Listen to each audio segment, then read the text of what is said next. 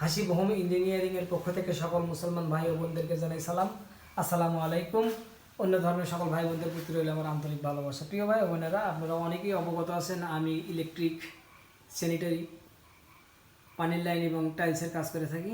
তো আবারও একটি 400+ পিসের ওয়াল টাইলস কাজ শেষ করলাম একাই।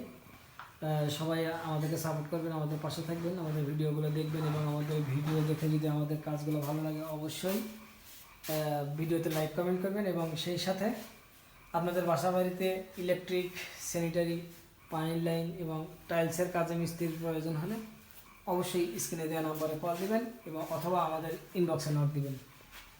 আশা করি ভিডিওটি শেষ পর্যন্ত আমাদের সাথেই থাকবেন।